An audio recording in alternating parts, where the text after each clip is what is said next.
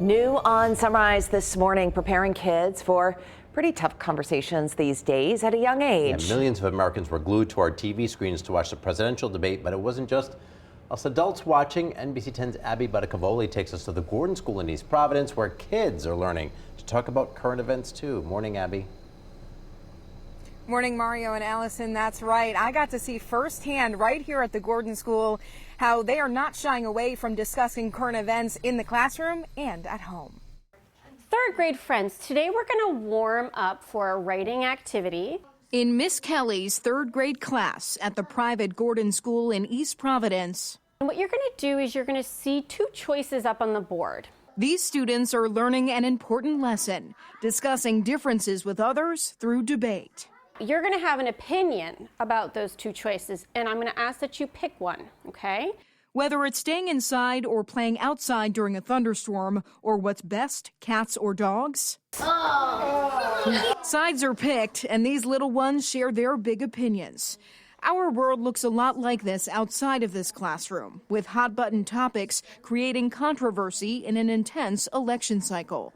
I think there's no pretending with kids, really. You can't pretend that things aren't going on around them. They're aware of it.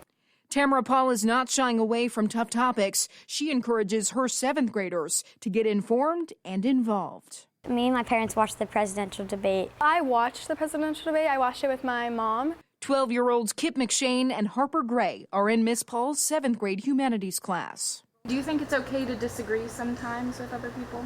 Yeah, definitely. I think that's one of the ways people learn is when they disagree with another person, because they can actually take in what the other person says and maybe consider it as their own thought. Kip and Harper say their learning doesn't stop when the bell rings.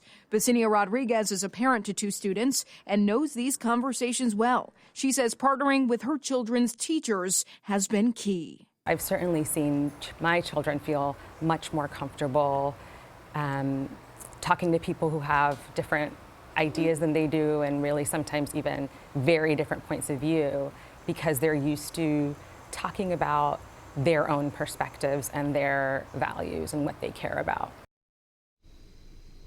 And Allison and Mario, you would not believe Miss Paul's 7th grade humanities class got to debate like the presidential candidates, even pretending to be moderator at times. Kip, who you heard from, asked how the presidential candidate he was talking to would address Medicare and drug costs. Harper wanted to know how they were going to fix housing and make it more affordable for all Americans. Some pretty interesting questions from a couple of 12-year-olds. Live in East Providence, Abbey Buttacavoli, NBC 10 News. All right, and Abby's covering education for us, so that's really great to see some of these longer format reports come in. Abby, nice job. Thank you.